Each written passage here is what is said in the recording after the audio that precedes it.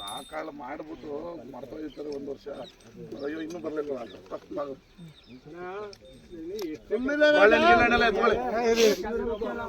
ಸುಮ್ಮನೆ ಯಾವ್ದು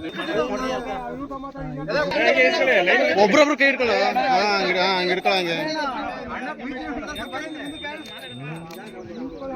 ನಿಮ್ ಗದ್ದೆಗಳಿಗೆ ನೀರು ಬರೋದಿದು.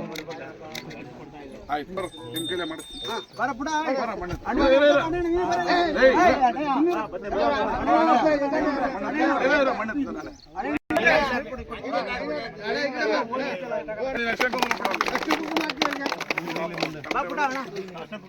ಮುಂದೆ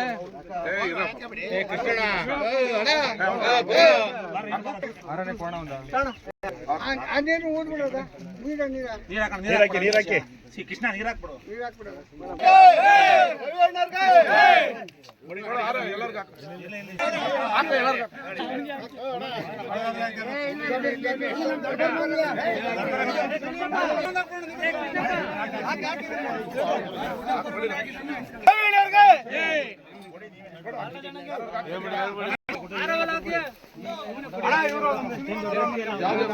ವಿಧಾನಸಭಾ ಕ್ಷೇತ್ರದ ಕೋಡಹಳ್ಳಿಯಲ್ಲಿ SCP ಗ್ರ್ಯಾಂಟ್ನಲ್ಲಿ 1 ಕೋಟಿ ರೂಪಾಯಿ ರಸ್ತೆ ಕಾಮಗಾರಿಗೆ ಭೂಮಿ ಪೂಜೆಯನ್ನು ಮಾಡಿದ್ವಿ. ಅದೇ ರೀತಿ ಸಣ್ಣ ನೀರಾವರಿ ಇಲಾಖೆಯಿಂದ SCP ಜಮೀನಿಗೆ ಏನು ನಮ್ಮ ಬೇಬಿ ಗ್ರಾಮದಲ್ಲಿ ಚೆಕ್ ಡ್ಯಾಮನ್ನು ನಿರ್ಮಾಣ ಮಾಡೋಕ್ಕೆ 1 ಕೋಟಿ ರೂಪಾಯಿಯನ್ನು ಬಿಡುಗಡೆ ಮಾಡಿ ಟೆಂಡರ್ ಆಗಿತ್ತು. ಇದಕ್ಕೆ ಇವತ್ತು ಭೂಮಿ ಪೂಜೆ ಮಾಡಿದ್ವಿ. ಈ ಬರ ನೀರಾವರಿ ಕಡಿಮೆ ಇರೋಂಥ ಜಾಗಗಳಲ್ಲಿ ಚೆಕ್ ಡ್ಯಾಮ್ಗಳನ್ನು ನಿರ್ಮಾಣ ಮಾಡಬೇಕು ಅಂತೇಳಿ ನಾವು ನಿರ್ಧಾರ ಮಾಡಿ ಇವತ್ತು ಬೇಬಿಯಲ್ಲಿ ಮಾಡಿದ್ದೀವಿ.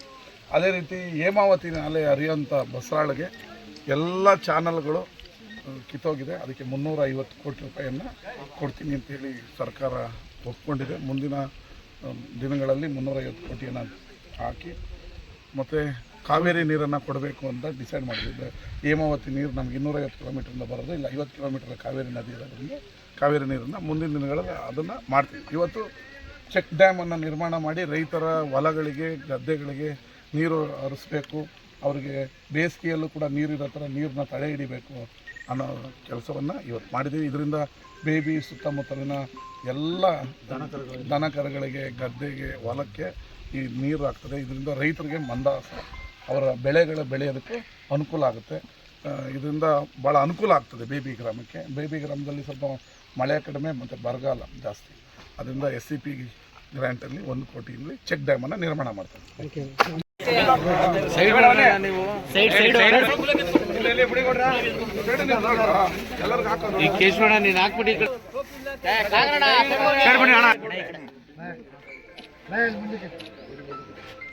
ಎಲ್ಲರಿಗೂ